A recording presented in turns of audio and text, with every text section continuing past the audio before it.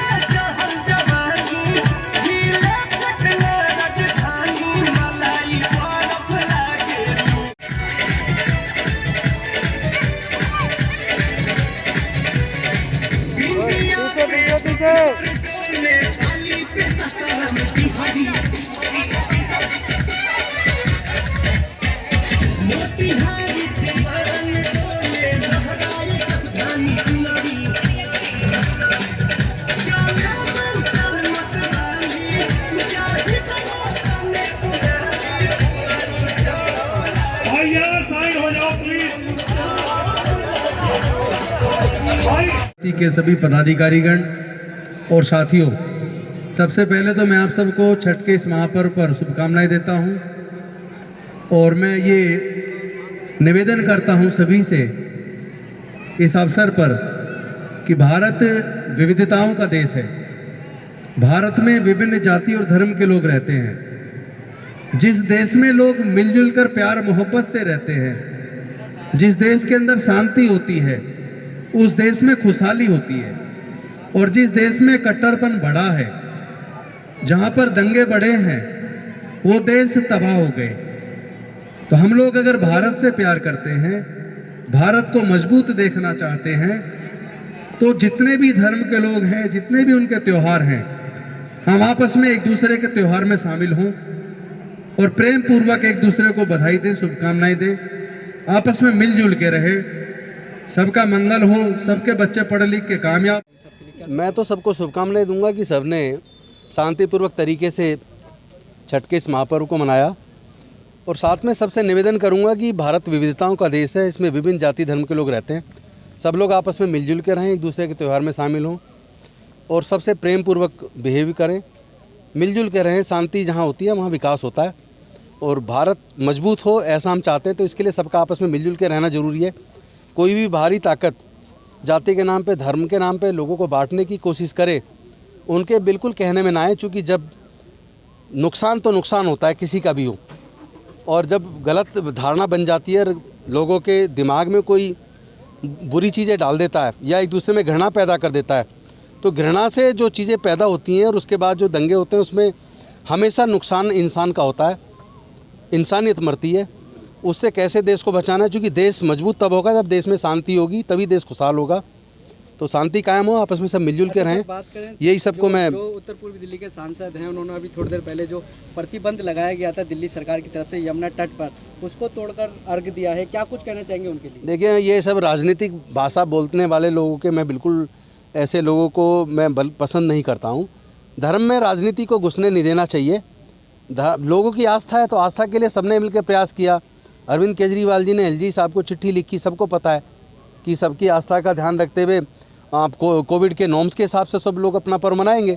उसके बाद डीडीएमए की मीटिंग में फैसला हुआ और सबको इजाज़त मिली। उसमें अगर मनोज तिवारी उसमें भी राजनीति कर रहे हैं तो उनकी मानसिकता का पता चलता है। ये वही मनोज तिवारी हैं जो इस प्रदूषण के माहौल में लोगों को पटाखे जलाने के लिए प्रेरित कर रहे थे। तो मैं ऐसे लोगों को मैं समझता हूँ कि उनको सद्बुद्धि मिले और देश में खुशहाली हो। Thank you.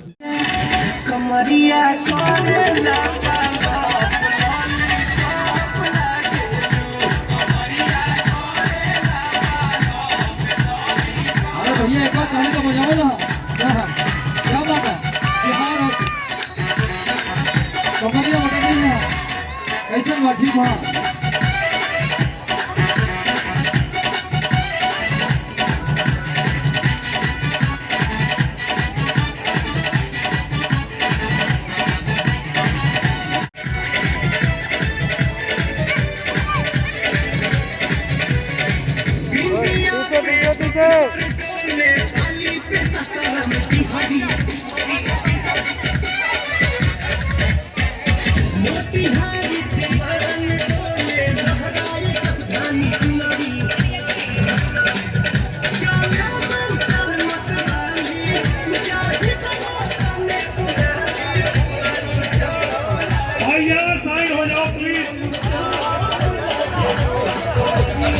माननीय मुख्यमंत्री आपके दिल्ली सरकार के मुख्यमंत्री अरविंद केजरीवाल जी ने किया है, जो कि ऐतिहासिक है। आज तक पूरे राजनीतिक इतिहास के अंदर न कभी ऐसा हुआ है और मुझे लगता है कि ऐसा न कभी होगा।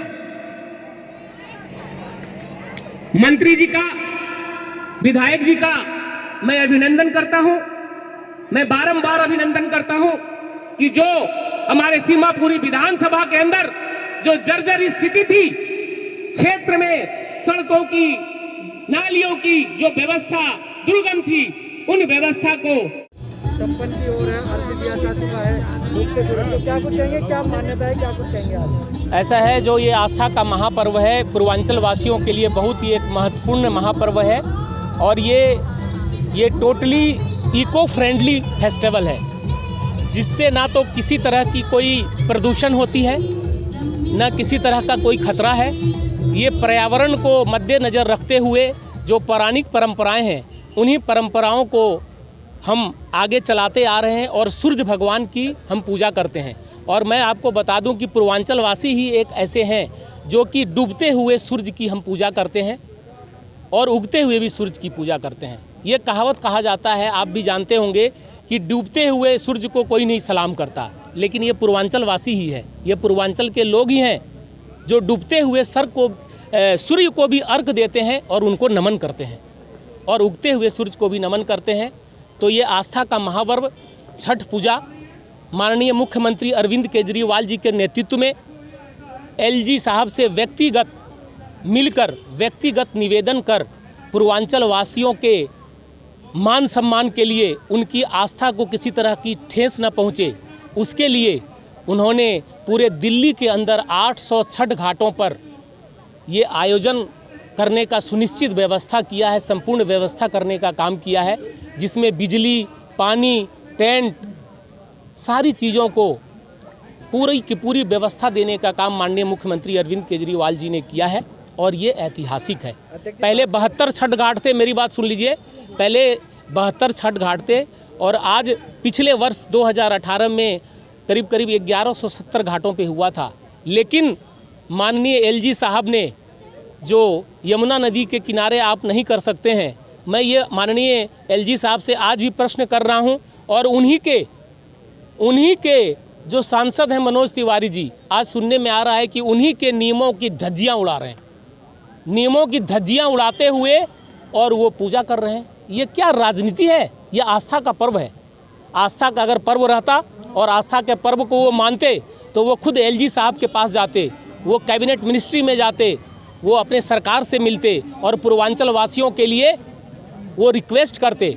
पर ये एक नंबर के नौटंकीबाज हैं और नौटंकीबाजी कर करके और ये पूर्वांचल के लोगों को चाहते हैं कि हम उनको अपनी तरफ कर लें। लेकिन मैं आपको आपके चैनल के माध्यम से बताना चाहता हूं कि पूर्वांचल के लोग उतने अब बेवकूफ़ नहीं हैं। IAS IPS और पढ़े लिखे शिक्षित वर्ग के लोग हो गए हैं। वो सोच रहे हैं आज से 25 साल पीछे वाला पूर्वांचल है तो उनकी